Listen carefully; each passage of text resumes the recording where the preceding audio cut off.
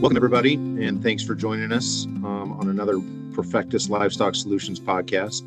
I'm here today with Peter Vinelli from International Stock Food Corporation, who manufactures the SiloGuard and HayGuard products that we handle here at Profectus Livestock Solutions. I think I'll give a little background. It's been fun to work with the folks at SiloGuard over the past couple of years. Again, their technology fits in with the Profectus Livestock Solutions thought process around return on investment for our producers, and their technology and application has been great for our folks that put up forage. So with that, Peter, I'll let you give an intro to yourself, to our producers, and about your company and history. International Stock Food we've been in business now for over 75 years. Originally, we were a nutrition company in the vitamin mineral premix side of things.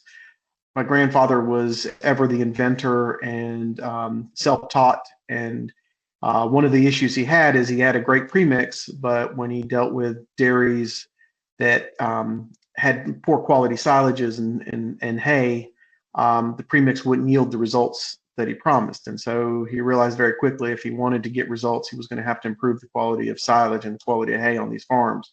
So he started experimenting over many years, developing a product, and that product eventually came to be SiloGuard. And although it was never intended to be the primary product of our company, over the past 50 years, it became what we do.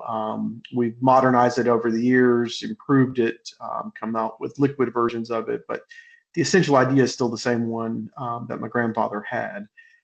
SiloGuard basically was designed to prevent mold and yeast from ruining our silages and our hay. So whether we're dealing with corn silage, wrapped bale silage, baled hay, high moisture corn, you name it.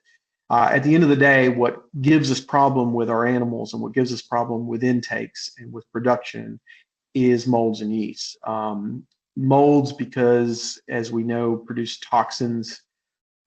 We can see molds. They're blue, red, black, green, you name it, spiderweb looking. And they can definitely hurt our animals. But then we also have yeast, and yeast is what causes heating. Whether we're talking hay fires or silage heating up, it's always yeast related. Yeast produces a lot of heat as it destroys carbohydrates. And when we have a high level of active live yeast in our silages, we definitely have problems with rumen function, with intake, and in other areas. And that's one of the things we've enjoyed working with you guys and your sales staff in the U.S. is, your broad geography across the U.S. Lends itself to different recommendations based on the seasonal growing conditions that our sales folks and as well as customers would run into. So you guys have a great sales force here in the U.S. that's been fun for our folks to work with. Not only, as a veterinarian coming on a farm, I feel like some of the molds and yeast are kind of a fumble because they're often seen as a health issue in the production setting, and the vet just thinks the nutritionist has got it handled, and the nutritionist thinks that it's a health issue. So I think Profectus is uniquely positioned in the middle to look at some of those health attributes as well as some of the production attributes and come in and solve those problems for farmers, because we have to get to pretty far down the road as a veterinarian to find some of these health issues and attribute them back to the mold and yeast piles in the or the mold and yeast in the piles of forage or the bales that we're feeding. So, SiloGuard's different than some of the other technologies that we would run onto typically in the field, and it's a preservative. And so can you outline and just lay out for our group what that means and how it actively helps impact that forage productivity to the animal? Sure. Well, and I think you hit on an important point. Whether you're dealing it from the nutritionist point of view or the veterinary point of view, unfortunately, I think we've reached a stage where poor quality forages, silages, and hay have just become a standard. It's a given that everybody just assumes is there, and no one really wants to deal with it directly. So we try to deal with it indirectly in other ways by rebalancing rations or trying to build up the immune systems of our animals. But the reality is we're taking for granted the fact that forages are low quality, and it doesn't have to be that way. So yeah, our product acts as a preservative. And I suppose a bit of background, a lot of the products that are sold, especially in the area that Profectus works, there's a lot of inoculants sold. And inoculants are these organic bacteria that are designed to help fermentation in silages. And that's all well and good because they do help ferment silages, but they don't have any direct effect on mold and yeast. And unfortunately, in a lot of situations, these products have found their way into the hay industry, and unfortunately, hay does not ferment. So when people talk about using an inoculant on hay, the reality is we're dealing with hay that doesn't ferment. So maybe with a wrapped bale that was baled at 50% moisture, we might get some fermentation. But if we're talking dry baled hay, that's just not the case. SiloGuard's a bit different because it's a preservative, and what it does, it works in two direct ways. First of all, it is a mold inhibitor. It does prevent mold and yeast growth. But more importantly, it's an oxygen scavenger. And what that means is it actually binds itself to the oxygen that's trapped in our hay or trapped in our silage. So if we have a modern bale of hay, modern bale of hay is an airtight environment. It's very dense. It's very densely packed. But within that bale, there's still tiny pockets of air everywhere. And it doesn't really take a lot of oxygen to allow molds and yeasts to thrive. They need food, they need oxygen. So the food is our hay and the oxygen is trapped inside, and that's how they grow.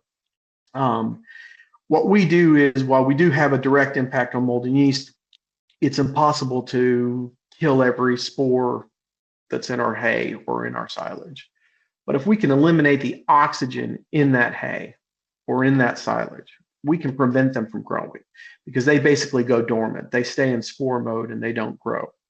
So our goal, the way we develop SiloGuard, is the idea that whether we're talking hay and whether we're talking silage and fermenting silages, or we're talking dry baled hay, we've got to deal with the mold and yeast issue, and we've got to deal with it now. Not a week from now, not 2 weeks from now. We've got to deal with it right this minute, because the moment we cut our grasses, the moment we chop our corn, the moment we chop our wheat, that plant is starting to die. And as it dies, the molds and yeast take over. So we have to impact them as quickly as possible. Our theory is it's easier to prevent a fire than try to put it out. I can try to reduce a mold and yeast problem using my product, but I'd much rather not have the mold and yeast product to begin with. And that's where SiloGuard works. We're trying to prevent the problem before it starts. The other advantage, because it's a preservative, because it's a chemical, it works every time. It doesn't die. It doesn't go off. It doesn't decide not to work. It has to follow the laws of chemistry. So it has to work every time. You know, where our job is to manufacture it correctly, which we do, and we have a very precise method of manufacture. But once we manufacture, that product has to do what it was designed to do, and it has no choice to do anything else.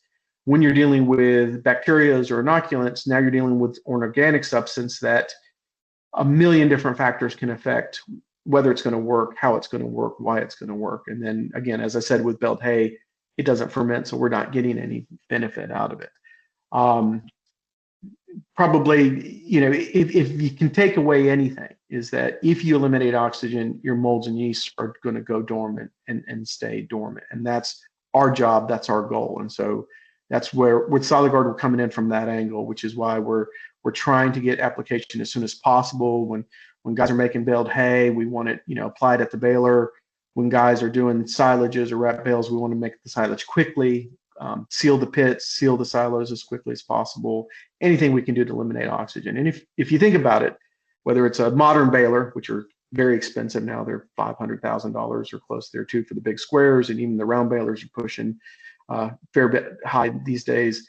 Or if we're talking about making silage and the choppers that we have and the compaction, all that's designed to eliminate oxygen. And that's why we have all that modern machinery. But what we're doing is saying, okay, even with all that, you're still going to have oxygen trapped. Let us take care of the rest. And that's kind of where SiloGuard comes in. That's what I've been super impressed with is, and to echo, I mean, chemistry is, you can count on chemistry. Biology is always variable. So as Yep.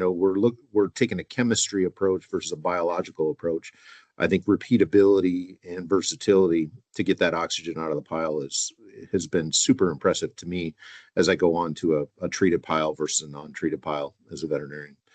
Yep. The other thing that I guess I've seen from our producers, feedback from them is widening the production window of giving them, using SiloGuard or HayGuard to, widen that production window where, they can devote labor and just manage their farm differently. Can you talk about some of the reduction in dry matter loss and the variability of, because it's chemistry and not biological, some of that variability that lends itself to different management practices for our farmers in a wider Sure. harvest window? Yeah. Sure.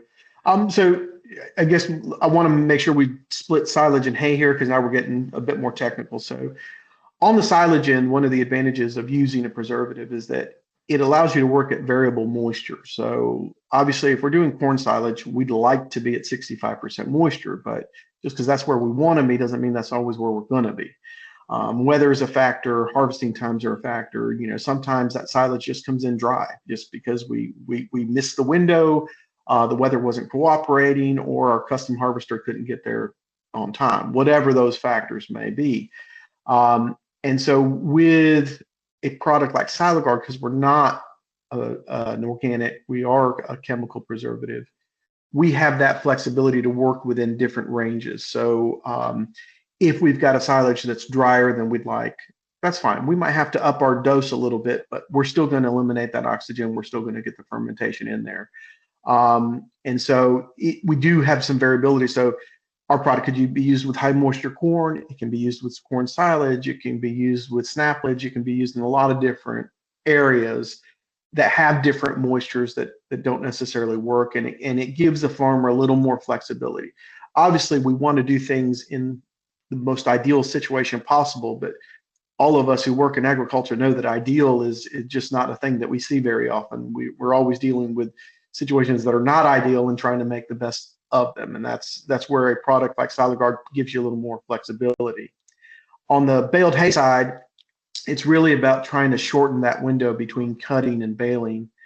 Depending on where you are in the U.S., sometimes you can cure hay, sometimes you can't. And in a lot of areas, especially like in Minnesota and parts of Iowa, and even parts of the Dakotas, depending on the season, you may not be able to cure your hay 100%. I mean, we'd love to cut the hay, cure it in 3 days, and bale it with dew moisture, but that's not always an option. A lot of times we're baling with stem moisture. And with a product like SiloGuard, we're able to shorten the time between cutting so that even if there's stem moisture in that hay, as long as we can keep the total moisture under 25%, we're still going to get green bales that are mold-free, that don't heat up, that don't give us problems. And that's a great flexibility because, yes, there are summers where you can go second cutting alfalfa and she'll be dry in 3 days and you're baling 12% moisture alfalfa with 4 points of dew on top, and you've got your 16% alfalfa, and that's a great day. You pat yourself on the back because you've done a good job. But then there's that other year where the ground's wet, the hay's not curing, and it could sit out there for 10 days. Well, the problem is in that 10 days, mold and yeast is destroying that alfalfa, that grass in the field. Even though it's not in a bale yet, it's working on there. And then when we bale it, we're baling all that mold and yeast inside with it. So what we're saying is let's shorten that window. Again, let's prevent the fire instead of putting out the fire. Let's bale it, even if it's not cured. Let's bale it at 20% moisture, 22% moisture with stem. Bale in the middle of the day instead of baling late at night or early in the morning, and get that hay in and get it in quicker. We'll keep that hay from heating up. We'll keep that hay from browning. We'll keep that hay from molding. And then let's get that hay stored before the rain gets on it or anything else. Yeah, that's been the feedback from our folks in the country is just that wider baling window and quality of product and reduction in dry matter loss.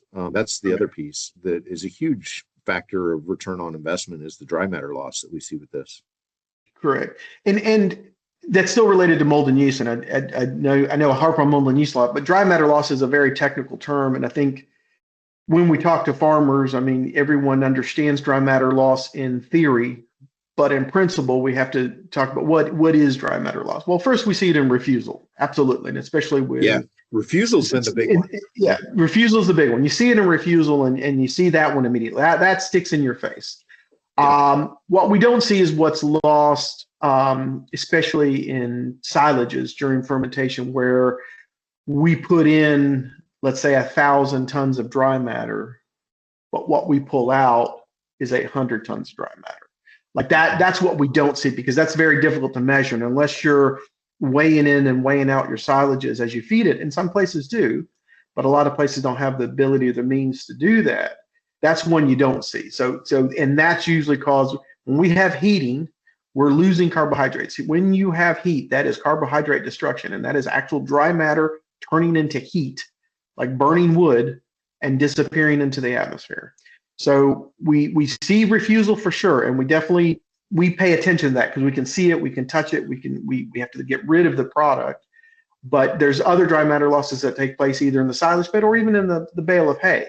When you get a brown bale or a yellow bale or caramelized bale, cows might eat it, and that's all well and good, but we've lost a lot of nutrition in that bale along the way. So we're not getting the impact, we're not getting the protein we wanted, we're not getting the nutrients we wanted. We don't see it, but it's not there. And eventually we're going to see it. If we do the numbers, eventually we're going to see it in the production, we're going to see it in the conversion ratios, we're going to see it in those areas. But unfortunately, not all dry matter loss is something we can touch and see and feel. Yep, exactly.